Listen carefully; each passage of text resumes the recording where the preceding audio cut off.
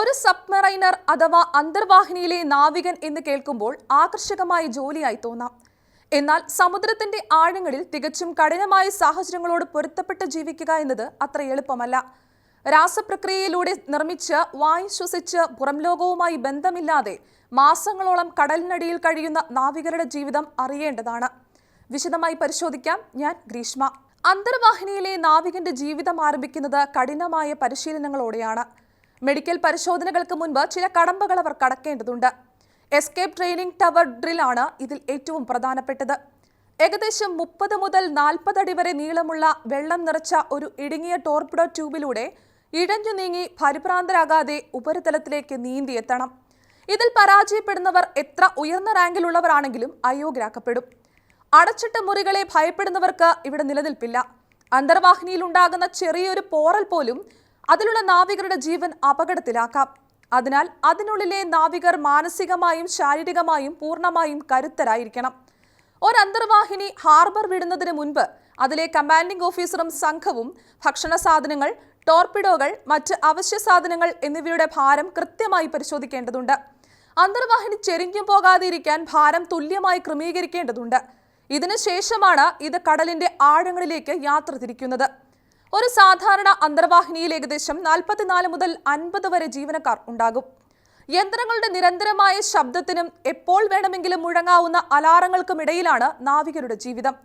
ഒരു നാവികൻ ഡ്യൂട്ടിക്ക് കയറുമ്പോൾ ഒഴിയുന്ന കിടക്കയിൽ അടുത്തയാൾ കിടന്നുറങ്ങുന്ന ഹോട്ട് ബാങ്കിംഗ് രീതിയാണ് ഇവിടെയുള്ളത്. ഇവിടെ ശുദ്ധജലം വളരെ വിലപ്പെട്ടതാണ്. അതിനാൽ അളന്നു തൂക്കിയാണ് ഉപയോഗിക്കുക. പച്ചക്കറികളും പഴങ്ങളും ഒരാഴ്ചയെ ഫ്രഷായിരിക്കും. പിന്നീട് അരി, ഇറച്ചി, ഡ്രൈ ഫ്രൂട്ട്സ് എന്നിവയാകും ഭക്ഷണം. കടലിനടിയിൽ ഏകദേശം 300 മുതൽ 350 മീറ്റർ വരെ താഴ്ചയിലാണ് ഇത് സഞ്ചരിക്കുന്നത്.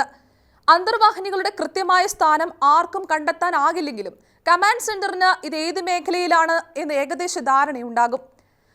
ശുദ്ധജലം പോലെ തന്നെ ഏറ്റവും വിലപിടിപ്പുള്ള ഒന്നാണ് ഓക്സിജൻ. ദിവസങ്ങൾ കഴിയുന്തോറും ഉള്ളിലെ ഓക്സിജന്റെ അളവ് കുറയുന്നു. ഓക്സിജൻ ശേഖരിക്കുന്നതിനായി 4450 ദിവസങ്ങളിൽ ഒരിക്കൽ ഇവ കടലിന്റെ ഉപരിതലത്തിലേക്ക് വരാറുണ്ട്. ശുദ്ധജലം പരിമിതമായതിനാൽ കുളിക്കുന്നതും ഷേവ് ചെയ്യുന്നതുമെല്ലാം കടുത്ത നിയന്ത്രണങ്ങളിലാണ്. പലപ്പോഴും ജീവനക്കാർക്ക് തലവേദന, ശ്രദ്ധക്കുറവ്, ക്ഷീണം എന്നിങ്ങനെയുള്ള ആരോഗ്യ പ്രശ്നങ്ങൾ ഉണ്ടാകാറുണ്ട്. അന്തർവാഹിനികൾക്ക് ഭൂരിഭാഗം സ്ഥലത്തും യന്ത്രങ്ങൾ, ബാറ്ററികൾ, ടോർപിഡോകൾ എന്നിവയാണ്. സഞ്ചരിക്കാൻ വളരെ കുറഞ്ഞ സ്ഥലം മാത്രമേ ഉണ്ടാകാറുള്ളൂ.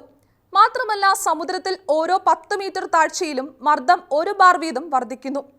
വലിയ ആഴങ്ങളിൽ എത്തുമ്പോൾ അന്തർവാഹിനിയുടെ ഇരുമ്പ് പാളികൾ ഈ മർദ്ദത്താൽ നേരിയ തോതിൽ ചുരുങ്ങുകയും ഭയപ്പെടുത്തുന്ന ശബ്ദങ്ങൾ ഉണ്ടാക്കുകയും ചെയ്യുമെന്നാണ് പറയപ്പെടുന്നത്. കടലിനടിയിലെ ഓരോ മണിക്കൂറും യുദ്ധസമാനമാണ്. ആദ്യത്തെ പോരാട്ടം ജലസമ്മർദ്ദത്തോടാണ്. ചെറിയൊരു വിള്ളലുണ്ടായാൽ പോലും ഉപ്പുവെള്ളം ഉള്ളിലേക്ക് ഇരച്ചു കയറും.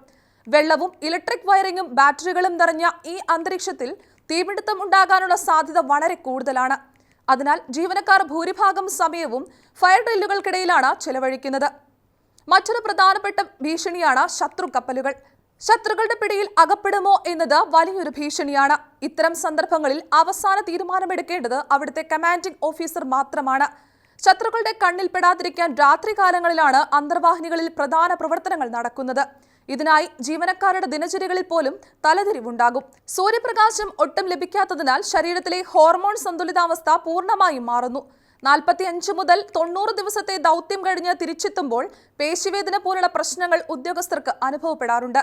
അന്തർവാഹിനികളിൽ പ്രത്യേകം ഓപ്പറേഷൻ തിയേറ്ററുകളില്ല. ജീവനക്കാർ ഭക്ഷണം കഴിക്കാൻ ഉപയോഗിക്കുന്ന ഡൈനിങ് ടേബിളുകളാണ് അടിയന്തര ഘട്ടങ്ങളിൽ ശസ്ത്രക്രിയകൾക്കായി പോലും ഉപയോഗിക്കുന്നത്. കുടിവെള്ളം വരെ പരിമിതമായതിനാൽ കുളിക്കുന്നതുൾപ്പെടെയുള്ള കാര്യങ്ങൾ ഒഴിവാക്കേണ്ടതുണ്ട്. അന്തർവാഹിനിയിലെ ഉദ്യോഗസ്ഥർക്ക് സമ്മർദ്ദ ഹോർമോണുകൾ, അതായത് കോർട്ടിസോൾ, വളരെ ഉയർന്ന അളവിലാണെന്നാണ് പഠനങ്ങൾ പറയുന്നത്.